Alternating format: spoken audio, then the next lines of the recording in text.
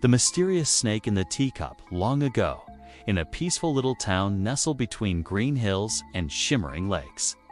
There lived a man named Mr. Para. Para was a kind and well-respected gentleman.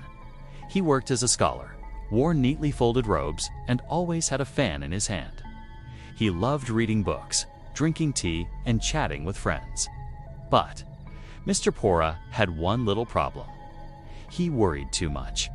If he heard a bird chirp too loudly, he'd think it might be a sign of bad luck.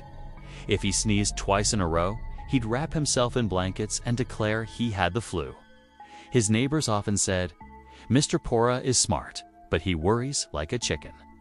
One sunny afternoon, Mr. Para invited his good friend, Old Harley, over for tea. Old Harley was a cheerful man with a loud laugh and a big appetite. He liked climbing mountains, eating spicy noodles, and telling silly jokes.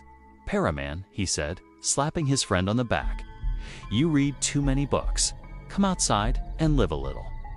But that day they stayed indoors, enjoying a quiet afternoon in Mr. Para's beautiful garden room.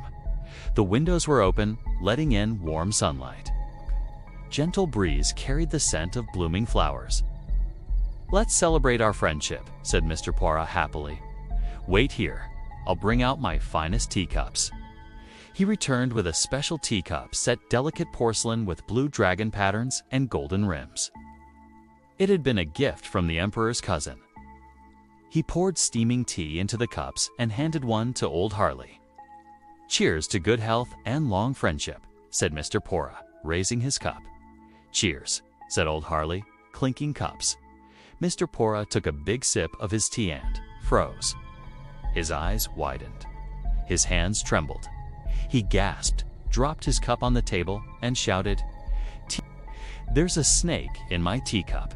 Old Harley jumped up, tea flying everywhere. "What? A snake?" Mr. Para pointed with shaking fingers into his cup. "I saw it. A snake. A wiggly, squirmy, slimy one." Old Harley peered into the cup. He scratched his head. "I don't see a snake. Just tea, and maybe a funny little shape at the bottom." But Mr. Para was already panicking. "It was in there. I saw it. I drank snake tea. Oh no. What if it was poisonous? What if it was magical? What if I grow a tail?" Old Harley tried to calm him. "Para, take a breath. There was no real snake. Maybe it was a shadow, or just tea leaves." But Mr. Para didn't listen. He was too busy moaning, "I'm going to be half human, half snake. I'll have to live in the forest and hiss at people." That night, Mr. Para couldn't sleep. Every time he closed his eyes, he imagined the snake slithering around inside his stomach. He drank mint tea. He chewed on ginger. He read medical scrolls, but nothing helped. So the next day, he went to see the town doctor. "Dr. Wei, help.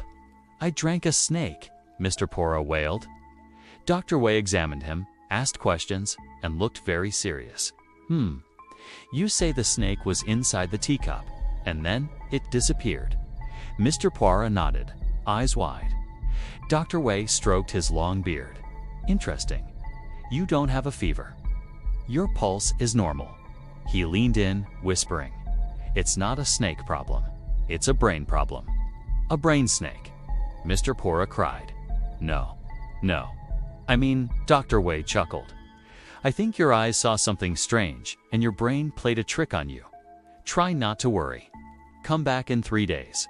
But Mr. Para did worry. He skipped meals. He stared at his stomach in the mirror. He even started speaking in a whisper, afraid that his voice might turn into a snake hiss. A few days later, Old Harley returned to visit again. "Still alive," he joked, bringing a basket of dumplings. Mr. Para looked pale. "Barely. The snake might strike any day now." Old Harley said, "Para, I still don't think there was a snake in your tea. Let's try something." He led Mr. Para back to the garden room. "Let's sit in the exact same spots. You take the same cup. I'll pour the tea." Mr. Para hesitated, but agreed. The sunlight shone just like before. The teapot steamed. Old Harley poured carefully, then pointed to the cup. There, look. Mr. Pora leaned in and gasped. There it was, the same curvy, dark shape at the bottom of the tea. The snake, Mr. Pora yelped. Old Harley just smiled. Now look up, he said, pointing at the ceiling beam. Mr. Pora looked, and above him, tied to the wooden beam, was a beautifully carved red bow, the kind used for archery. A family heirloom. The bow, Mr. Pora said. He looked at the tea, then at the bow, then at the tea again. It hit him like a lightning bolt. It's not a snake, it's the reflection of the bow. The red wooden bow, hanging above the table, was reflecting onto the tea. The curve of the bow, with the string across it, looked exactly like a snake when seen through the golden rim of the cup. Mr. Pora slumped into his chair, half embarrassed, half relieved. So I didn't drink a snake. Old Harley laughed so hard he nearly fell over. Of course not. You drank tea. Delicious, snake-free tea. Mr. Pora chuckled nervously. I can't believe I imagined all of that.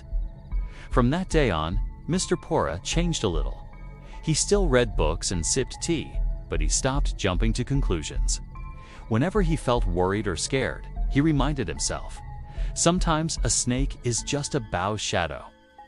And when children in the village got scared of shadows or thought they saw monsters under the bed, their parents would smile and say, "Don't worry, it's just a bow in your teacup."